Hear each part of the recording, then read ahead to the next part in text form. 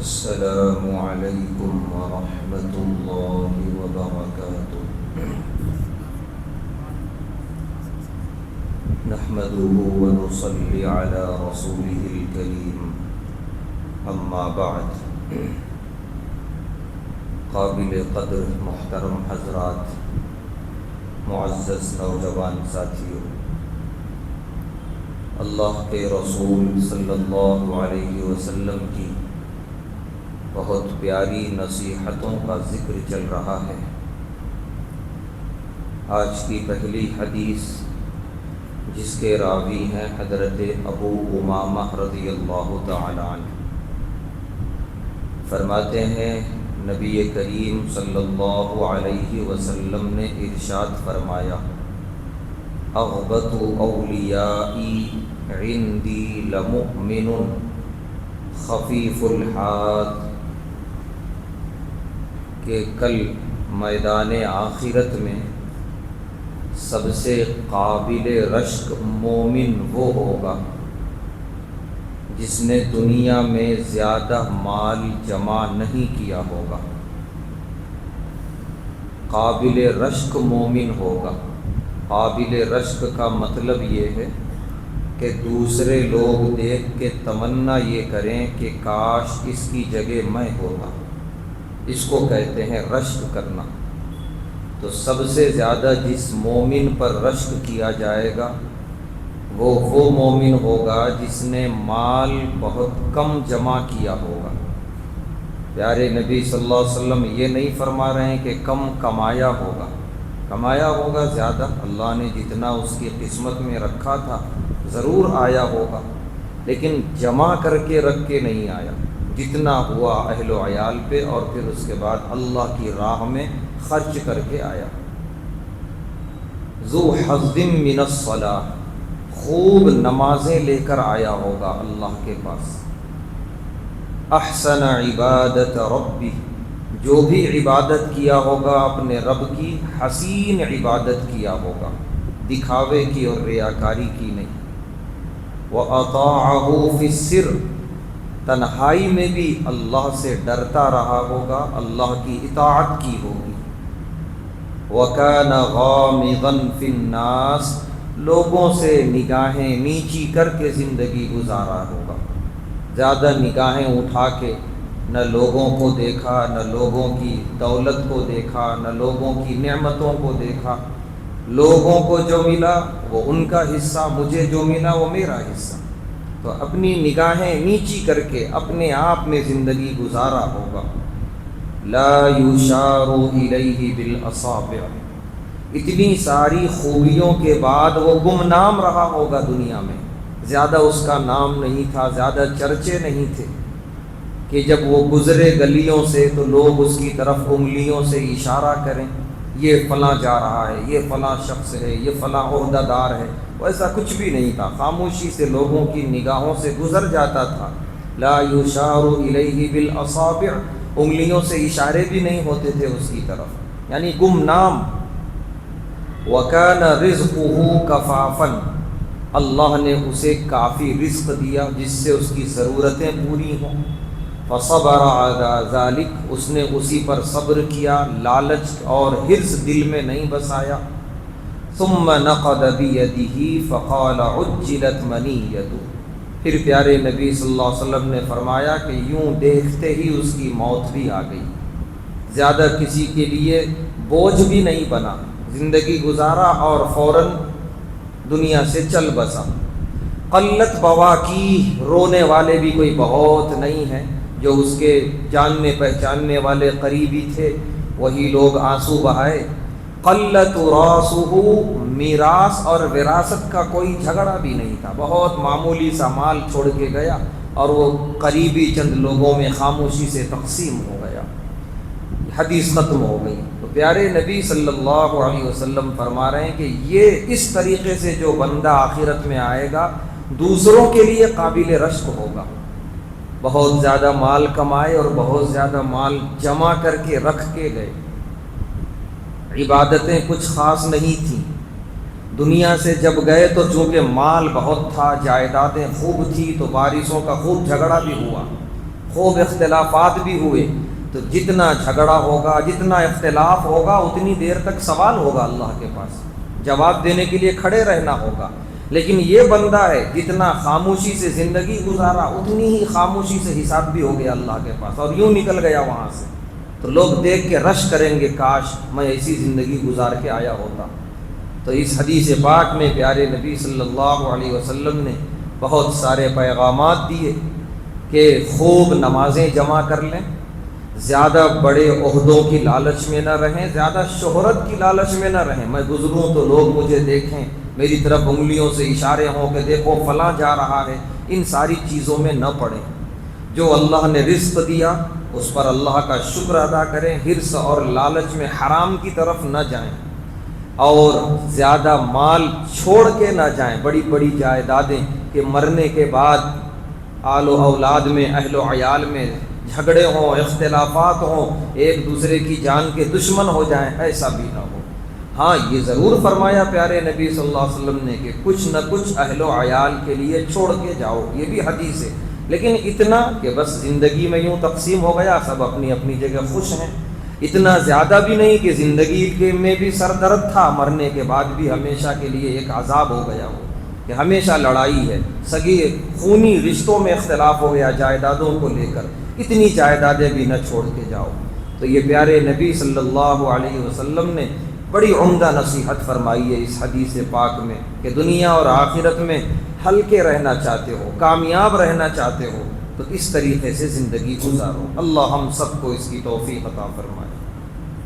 اس کے بعد کی روایت جس کے راوی ہیں عبید اللہ بن محصن رضی اللہ تعالی عنہ، فرماتے ہیں قال رسول اللہ صلی اللہ علیہ وسلم، اللہ کے رسول صلی اللہ علیہ وسلم نے ارشاد فرمایا، من اصبح منکم آمنا، تم میں سے جو بھی صبح کیا امن و امان کی حالت میں، صبح ہوئی ہے، وہ اٹھا ہے، مطمئن ہے، خوش ہے، معافن فی جسدہ، اس کے جسم میں کوئی بیماری نہیں ہے، صحت مندی کے ساتھ صبح کیا ہے، عندہ قوت یومہ، اس کے پاس کم سے کم اس ایک دن کی روزی میسر ہے۔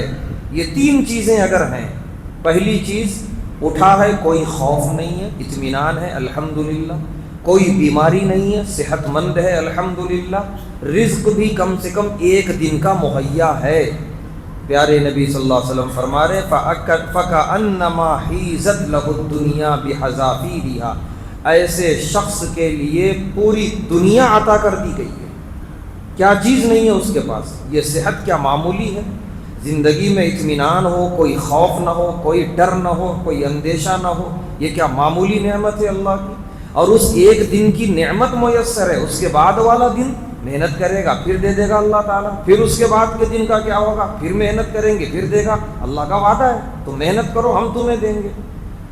ہمارا حال یہ الحمدللہ، ہم صبح کرتے ہیں بہت اطمینان کے ساتھ، ہر دن صبح صبح ہم بہت الحمدللہ صحت مند ہوتے ہیں، وہ چھوٹی موٹی بیماریاں آتی جاتی ہیں اس کا کوئی بات نہیں ہے، اور ہمارے پاس ایک دن نہیں، ایک ایک مہینے، بلکہ اللہ معاف کرے ایک ایک سال کے برابر رزق ہوتا ہے۔ رزق ضروری نہیں ہے کہ ہمارے باورچی خانے میں ہو، پیسوں کی شکل میں ہماری جیب میں ہوتا ہے، ہمارے کاروبار میں لگا ہوتا ہے، اتنا رزق ہے۔ اس کے باوجود بھی اگر ہم یہ کہیں کہ جو چاہا وہ ملا نہیں، جو آرزو تھی وہ ہوا نہیں، جو تمنا تھی وہ پوری نہیں ہوئی، ہم سے بڑا ناشکرہ کوئی نہیں ہے۔ اس کے باوجود بھی اگر اللہ معاف کر رہا ہے، دے رہا ہے، تو یہ اللہ کا ظرف ہے، یہ اللہ کا جتنا بھی شکر ادا کرے کم ہے۔ اسی لیے مزاج بدلیں ہم، یہ سب کچھ نعمتیں ہمارے پاس میسر ہونے کے باوجود بھی زبان سے الحمدللہ نکلنے میں اتنی دیر ہوتی ہے، اتنا دشوار ہوتا ہے، اور شکوے یوں نکل جاتے ہیں پانی کی طرح زبان سے۔ اپنی زبان سے شکوے ختم کریں، شکایتیں ختم کریں، شکرانے کے الفاظ زبان پر ہوں۔ نماز پڑھنے آئیں، دو نفل شکر کی پڑھ لیں کہ اے اللہ جو کچھ آپ نے دیا ہماری اوقات سے بہت زیادہ ہے، اگر ہماری محنت پہ چھوڑ دیتا تو میں کدھر کا بھی نہیں ہوتا، یہ محنت تو کچھ بھی نہیں ہے، معمولی سا ہاتھ پیر مارا اور آپ نے اتنا دے دیا اللہ کے کرم سے۔ تو یہ اللہ تبارک و تعالیٰ کی نعمتوں میں صبح سے لے کے شام تک ہم ڈوبے ہوئے ہیں، ہمیں چاہیے کہ ہم شکر ادا کرتے ہوئے زندگی گزاریں۔ اللہ ہم سب کو اس کی توفیق عطا فرمائے۔ تیسری روایت راوی ہے مقدام ابن معدی کرب رضی اللہ تعالیٰ عنہ، کہتے ہیں سمعت رسول اللہ صلی اللہ علیہ وسلم، میں نے اللہ کے رسول صلی اللہ علیہ وسلم سے سنا ہے، آپ فرماتے ہیں ما ملأ آدمی وعاء شرا من بطن، کہ آدمی کا پیٹ ایک برتن ہے، اس برتن کو آدمی بھرتا ہے، یعنی کھانا کھاتا ہے، پانی پیتا ہے۔ پیارے نبی صلی اللہ علیہ وسلم فرما رہے ہیں اس برتن سے برا برتن کوئی نہیں ہے اس دنیا میں۔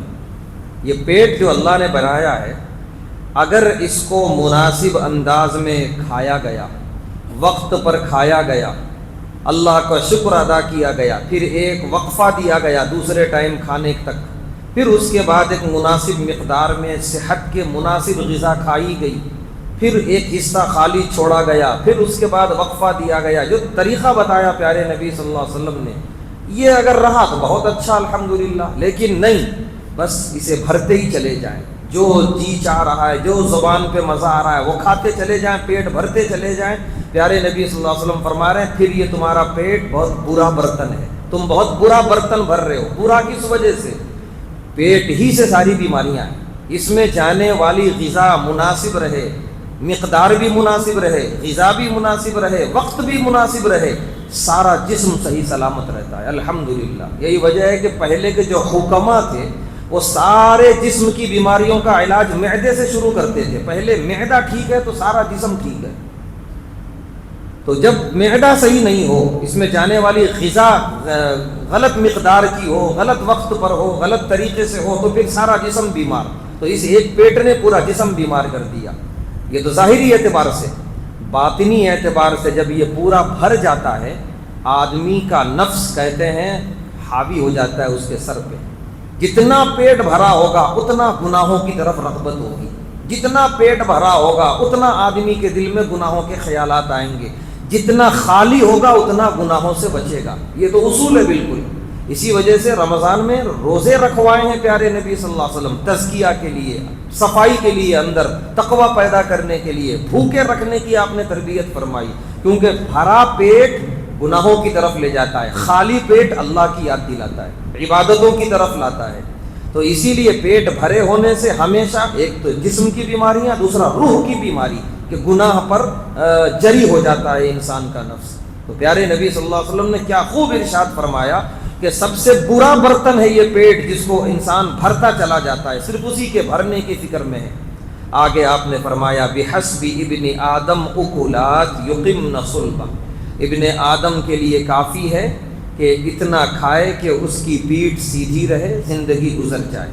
فَإِنْ كَانَ لَا مَحَالَةَ، اگر اس سے اور زیادہ کھانا چاہتا ہے فَثُلُثٌ طَعَامٌ وَثُلُثٌ شَرَابٌ وَثُلُثٌ لِنَفْسِهِ، تو پیٹ کے 3 حصے کرے، 1/3 حصے میں کھائے، 1/3 حصے میں پیے، اور 1/3 حصہ خالی چھوڑ دے سانس لینے کے لیے، اس سے زیادہ نہیں۔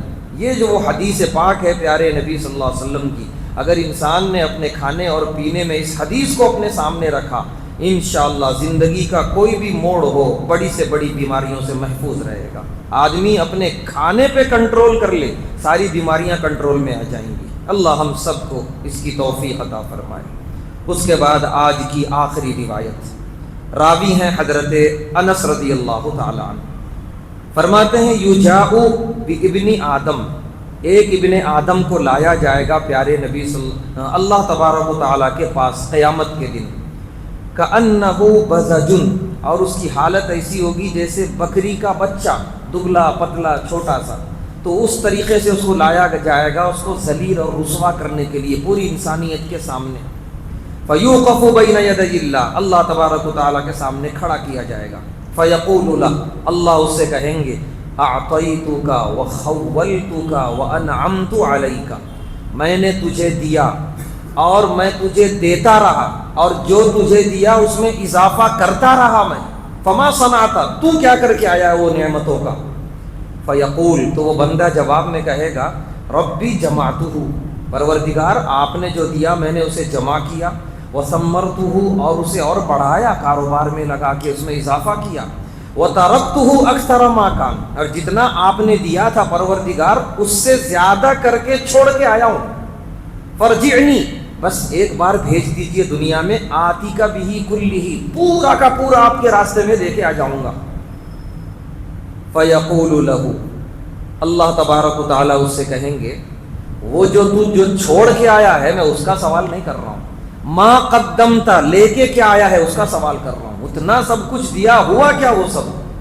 پھر وہی جواب دے گا، ربی جمعتہ وثمرتہ، پروردگار آپ نے جو دیا تھا اس کو جمع کیا، کاروبار میں لگایا، بڑھایا اور خوب بڑھا کے چھوڑ کے آیا ہوں. آپ ایک موقع دیجئے، میں جا کے سب آپ کے راستے میں دے کے آؤں گا. پیار اللہ تبارک و تعالیٰ فرشتوں سے کہیں گے، اذا عبد لم یقدم خیرا، یہ وہ بندہ ہے کچھ بھی خیر لے کے نہیں آیا، یہ سب دنیا میں چھوڑ کے آیا ہے. فَيُمْضَى بِهِ إِلَى النَّارِ، جہنم میں لے جا کے اسے ڈال دیا جائے، اسے اٹھا کے جہنم میں پھینک دیا جائے گا. تو یقیناً اللہ نے جو دولت دی ہے اسے اور زیادہ کرنا، کاروبار میں لگانا، بڑھانا یقیناً بڑی عقل مندی ہے، بڑا ہنر کا کام ہے. لوگ دنیا والے بڑی تعریف کرتے ہیں، کچھ نہیں تھا لیکن کیا کچھ ہو گیا آج، وہ سب ٹھیک ہے. اللہ کے راستے میں کتنا دے رہا ہے، آخرت کے لیے کیا کر رہا ہے، وہ قابل تعریف ہے. باقی اتنے کو اتنا کر کے چھوڑ کے چلا گیا، دنیا ہی میں سب ختم کر کے چلا گیا، فائدہ نہیں ہے. کل آخرت میں سوائے پچھتاوے کے کچھ بھی نہیں ہوگا. اس میں سے ایک بڑا حصہ اللہ کے راستے میں نکالتا رہے، وہ کام آئے گا آخرت میں. اللہ تبارک و تعالیٰ سے دعا ہے، اللہ تبارک و تعالیٰ ہم تمام کو ان پاکیزہ اور پیاری نصیحتوں پر عمل کرنے کی توفیق عطا فرمائے، ہر طرح کے شرور سے اور فتن سے ہم سب کی حفاظت فرمائے. وآخر دعوانا الحمد للہ رب العالمین.